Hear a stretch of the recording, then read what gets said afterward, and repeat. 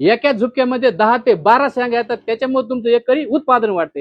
ही जी शेंग आहे virus tolerance आहे, म्हणजे याच्यावर पावसाळा असो, हिवाळा असो, उन्हाळा असो, तिन्ही ऋतूमध्ये व्हायरसला प्रतिकारक आहे। ही जी शेंग आहे ही शेंग मार्केटला का बरं जास्त चालते, त्याचं कारण आहे की शेंगावर थोड्या मोठ्या सुरकुत्या आहेत आणि शायनिंग आहे। शायनिंग आणि सुरकुत्या असल्यामुळे ही मार्केटमध्ये ज्या गृहिणी आहेत, ज्या घरी भाजी करण्यासाठी खास मेन कस्टमर आहे, त्या याला जास्त पसंत देतात। शेंग साधारण 6 ते 7 शेंगदाण्याची शेंग आहे, त्याच्यामुळे याचं वजन चांगलं भरते आणि व्यापाऱ्याला आणि शेतकऱ्याला जास्त वजन देऊन जाणारी ही अंकुर कंपनीची 867 नंबरची संकरित शेंग आहे। जेवढे घेवडा वाल बघितला त्या वालामध्ये सध्या कॉम्पिटिशन आहे।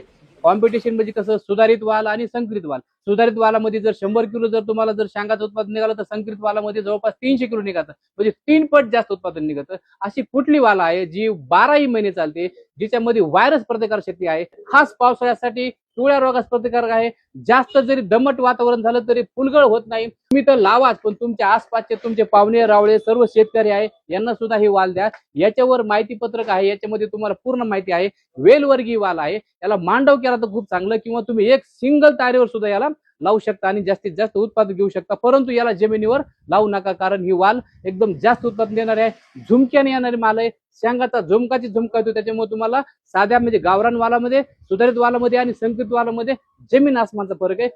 या पिकामध्ये 2 वेळेस खताची मात्रा जरुरी आहे। सुरुवातीला लागवडीच्या वेळेस 10-26-26 किंवा 12-32-16 100 किलो, आणि लागवड केल्यानंतर 30 दिवसाने कमीत कमी 30 ते 40 किलो युरिया एक वेळेस देणं जरुरी आहे।